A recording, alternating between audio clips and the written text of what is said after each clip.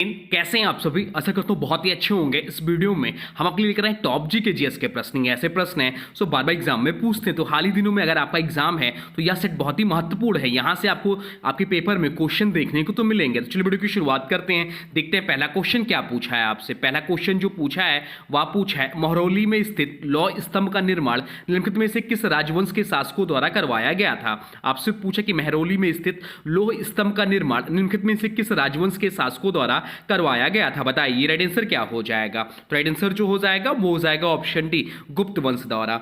दिल्ली के महरौली क्षेत्र में स्थित लौह स्तंभ प्राचीन भारत की धातु कला का अद्भुत उदाहरण है। इसका निर्माण गुप्त काल में लगभग चौथी शताब्दी ईस्वी में किया गया। स्तंभ पर लिखे संस्कृत शिलालेख से पता चलता है कि इसे चंद्रगुप्त द्वितीय विक्रमादित्य के सम्मान में बनवाया गया था। यह स्तंभ लगभग 7.2 मीटर ऊंचा है और इसका वजन लगभग 6 टन है। आश्चर्यजनक बात यह है कि यह 1600 साल से अधिक समय से जंग रहित है, जो उस समय के उन्नत धातु कला को दर्शाता है। अब चलते हैं अगले प्रश्न की ओर, देखते हैं अगला प्रश्न क्या पूछा है आपसे। अगला प्रश्न जो पूछा है वह पूछा है निम्नलिखित में से कौन सा बिहार का एक प्रसिद्ध लोक नृत्य है। आपसे पूछा है कि निम्नलिखित में से कौन सा बिहार का एक प्रसिद्ध लोक नृत्य है। बताइए राइट आंसर क्या हो जाएगा। राइट आंसर कमेंट बॉक्स में लिख दीजिए। तो राइट आंसर जो हो जाएगा वो हो जाएगा ऑप्शन है जिजिया। जिजिया इस प्रश्न का राइट आंसर हो जाएगा। जिजिया नृत्य बिहार का एक अत्यंत प्रसिद्ध लोक नृत्य है, विशेषकर मिथिला और दरभंगा क्षेत्रों में किया जाता है। यह नृत्य नवरात्रि के अवसर पर किया जाता है। बाकी बात यूं बिहार की, जहां पर हाल ही दिनों में चुनाव होने वाले हैं, तो यह आपका इंपॉर्टेंट हो जाता है। बिहार जिसकी राजधानी है पटना, राज्य गठन हुआ था 22 मार्च 1912 को। राज्य का क्षेत्रफल है 94,163 वर्ग किलोमीटर। कुल जिलों संख्या यहां पर 38 है। लोकसभा सीटों की संख्या यहां 40 है। राज्यसभा सीटों की संख्या 16 है और विधानसभा सीटों की संख्या यहां पर 243 है। अब चलते हैं अगले प्रश्न की ओर, देखते हैं अगला प्रश्न क्या पूछा है आपसे। अगला प्रश्न जो पूछा है वह पूछा है शिक्षा का अधिकार यानी कि राइट टू एजुकेशन अधिनियम किस वर्ष लागू किया गया था। बताइए राइट आंसर क्या हो जाएगा। तो राइट आंसर जो हो जाएगा वो हो जाएगा ऑप्शन डी, 2010 में शिक्षा का अधिकार अधिनियम, जिसे संक्षेप में आरटीई एक्ट कहा जाता है, भारत में 1 अप्रैल 2010 को लागू हुआ था। इसे संसद ने 2009 में पारित किया था, लेकिन लागू 1 अप्रैल 2010 से किया गया था। यह अधिनियम अनुच्छेद 21A 66वां संविधान संशोधन 2002 के तहत आया। इसके अनुसार 6 से 14 वर्ष की आयु के सभी बच्चों को निःशुल्क और अनिवार्य शिक्षा का अधिकार है, या मौलिक अधिकार के रूप में दिया गया। चलते हैं अगले प्रश्न की ओर, देखते हैं अगला प्रश्न क्या पूछा है आपसे। अगला प्रश्न जो पूछा है वह पूछा है निम्नलिखित में से कौन सा संगठन अंतरराष्ट्रीय व्यापार को नियंत्रित करता है। आपसे पूछा कि निम्नलिखित में से कौन सा संगठन अंतरराष्ट्रीय व्यापार को नियंत्रित करता है। बताइए राइट आंसर क्या हो जाएगा। तो राइट आंसर जो हो जाएगा वो हो जाएगा ऑप्शन सी, विश्व व्यापार संगठन। इस प्रश्न का राइट आंसर हो जाएगा। विश्व व्यापार संगठन की स्थापना 1 जनवरी 1995 को हुई थी। इसका मुख्यालय जो है जेनेवा स्विट्जरलैंड में। WTO का, जिसका फुल फॉर्म होता है वर्ल्ड ट्रेड ऑर्गेनाइजेशन। WTO का उद्देश्य है सदस्य देशों के बीच अंतरराष्ट्रीय व्यापार को सुचारू और निष्पक्ष स्वतंत्र बनाना, व्यापार विवादों का निपटारा करना, आयात निर्यात पर लगने वाले शुल्क, सब्सिडी और प्रतिबंधों को नियंत्रित करना। यह संगठन पहले के गेट यानी कि general agreement on traffic and trade का उत्तराधिकारी है। अब चलते हैं अगले प्रश्न की ओर, देखते हैं अगला प्रश्न क्या पूछा है आपसे। अगला प्रश्न जो पूछा है वह पूछा है निम्नलिखित में से किस संविधान संशोधन अधिनियम ने अपने बच्चों को शिक्षित करना माता पिता का मौलिक कर्तव्य यानी कि फंडामेंटल ड्यूटी बना दिया। बताइए राइट आंसर क्या हो जाएगा। राइट आंसर हो जाएगा ऑप्शन सी, 66वां संशोधन अधिनियम। इस प्रश्न का राइट आंसर हो जाएगा। 66वां संविधान संशोधन अधिनियम 2002 के माध्यम से शिक्षा से संबंधित 3 महत्वपूर्ण परिवर्तन किए गए थे। अनुच्छेद 21A जोड़ा गया जिसमें 6 से 14 वर्ष की आयु के सभी बच्चों को निःशुल्क और अनिवार्य शिक्षा का मौलिक अधिकार प्रदान किया गया। अनुच्छेद 45 में संशोधन हुआ। राज्य को यह सुनिश्चित करने का निर्देश दिया गया कि 6 वर्ष से कम आयु के बच्चों को शिशु देखभाल और प्रारंभिक शिक्षा मिले। अनुच्छेद 51A के जोड़ा गया। माता पिता या अभिभावकों को मौलिक कर्तव्य बनाया गया कि अपने 6 से 14 वर्ष के बच्चों को शिक्षा दिलाएं। अब चलते हैं अगले प्रश्न की ओर, देखते हैं अगला प्रश्न क्या पूछा है आपसे। अगला प्रश्न जो पूछा है वह पूछा है क्षमादान देने, सजा में राहत देने, स्थगन देने या छूट देने की शक्ति किसके पास होती है। बताइए राइट आंसर क्या हो जाएगा। तो राइट आंसर जो हो जाएगा वो हो जाएगा ऑप्शन ए, राष्ट्रपति के पास होती है। भारतीय संविधान के अनुच्छेद 72 के तहत राष्ट्रपति को दया, क्षमा, राहत, माफी, स्थगन या दंड में परिवर्तन करने की विशेष शक्ति दी गई है। राष्ट्रपति की यह शक्ति लागू होती है जब सजा केंद्र सरकार के कार्यक्षेत्र से संबंधित किसी अपराध के लिए दी गई हो, जब सजा सैन्य न्यायालय द्वारा दी गई हो, जब सजा मृत्युदंड के रूप में दी गई हो। अब चलते हैं अगले प्रश्न की ओर, देखते हैं अगला प्रश्न क्या पूछा है आपसे। अगला प्रश्न जो पूछा है वह पूछा है 5वीं पंचवर्षीय योजना का प्रारूप किसने तैयार और लॉन्च किया था। आपसे पूछा है कि 5वीं पंचवर्षीय योजना का प्रारूप किसने तैयार और लॉन्च किया था। बताइए राइट आंसर क्या हो जाएगा। राइट आंसर हो जाएगा ऑप्शन डीपी धर। डीपी धर इस प्रश्न का राइट आंसर हो जाएगा।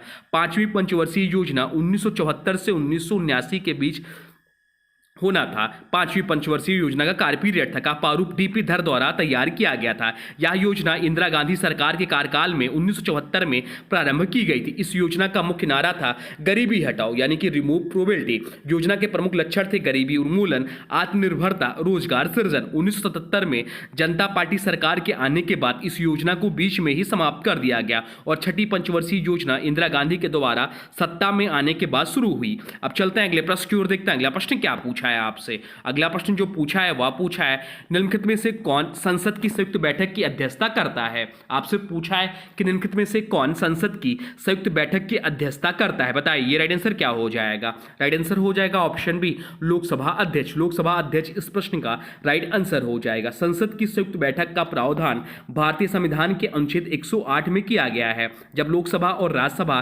किसी विधेयक पर सहमत नहीं हो पाती, मतभेद हो, तब राष्ट्रपति संयुक्त बैठक बुला सकता है। इस बैठक की अध्यक्षता हमेशा लोकसभा अध्यक्ष करते हैं। यदि स्पीकर अनुपस्थित हो तो लोकसभा के उपाध्यक्ष अध्यक्षता करते हैं। यदि दोनों अनुपस्थित हो तब राज्यसभा के उपसभापति अध्यक्षता करते हैं। अब चलते हैं अगले प्रश्न की ओर, देखते हैं अगला प्रश्न क्या पूछा है आपसे। अगला प्रश्न पूछा है 2016 के किस संविधान संशोधन अधिनियम में जीएसटी परिषद की स्थापना का प्रावधान किया गया है। आपसे पूछा है कि 2016 के किस संविधान संशोधन अधिनियम में जीएसटी परिषद की स्थापना का प्रावधान किया गया है। बताइए राइट आंसर क्या हो जाएगा।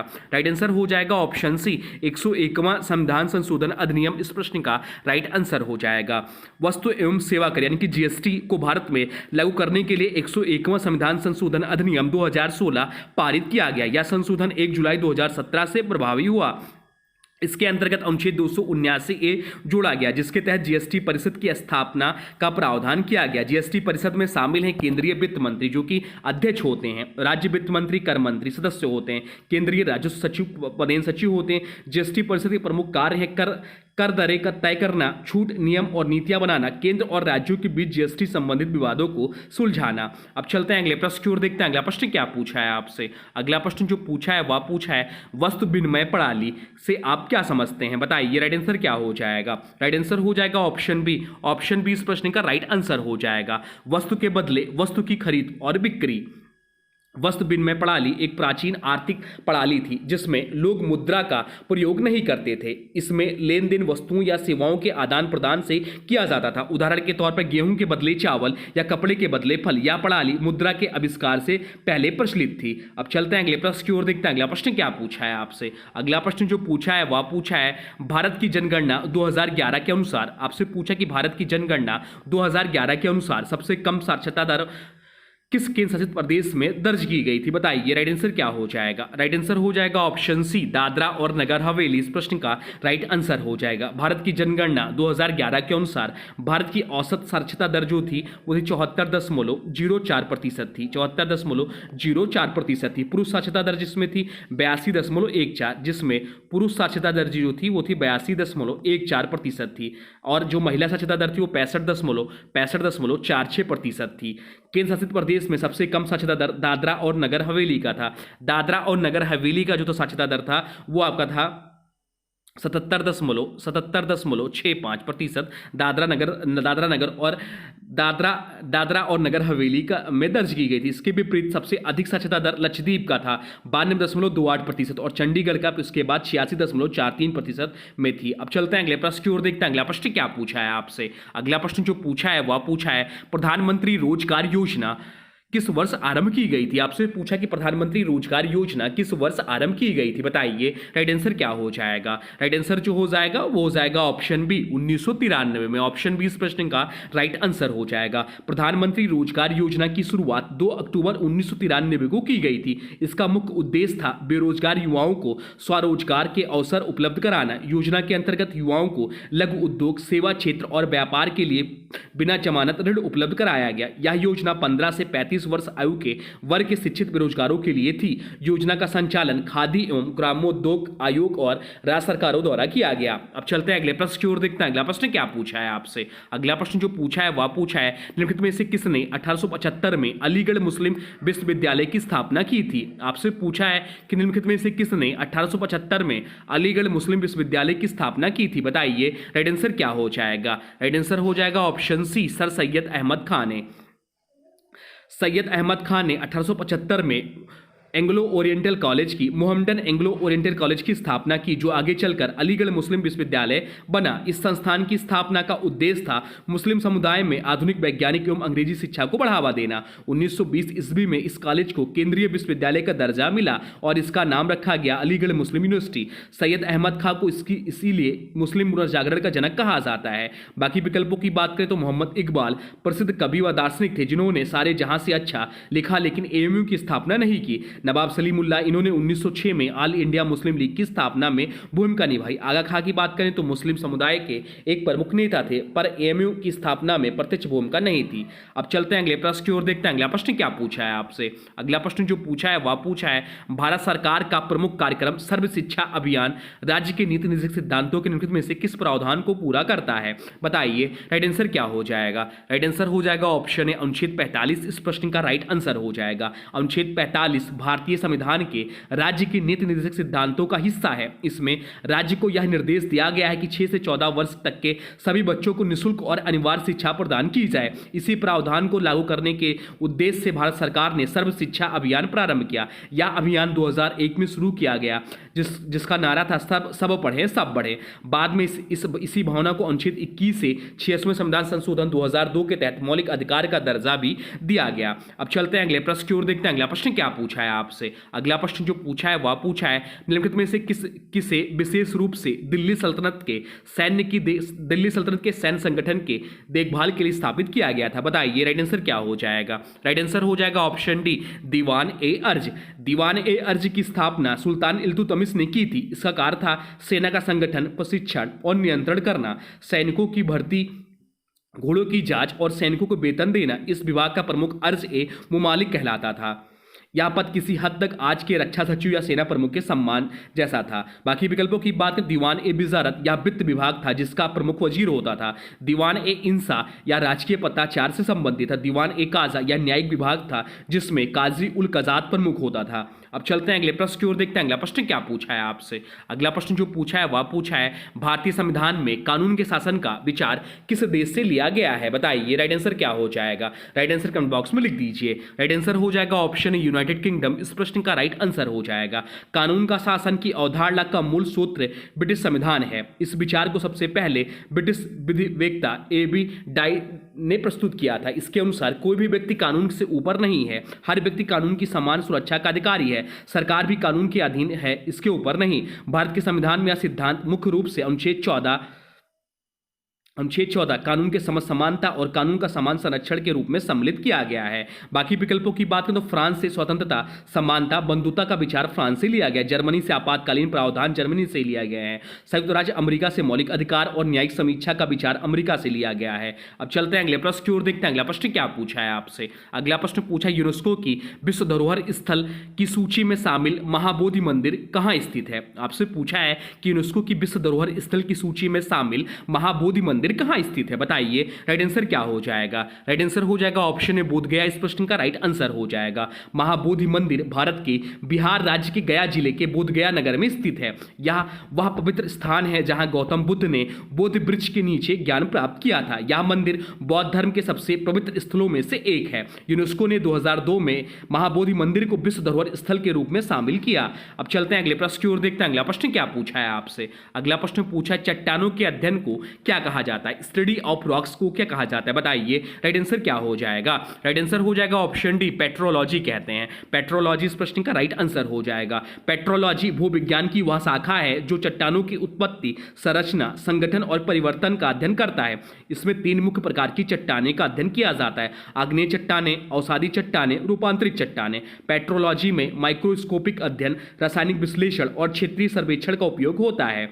बाकी विकल्पों की बात करें तो पेडोलॉजी या मिट्टी के अध्ययन का विज्ञान है।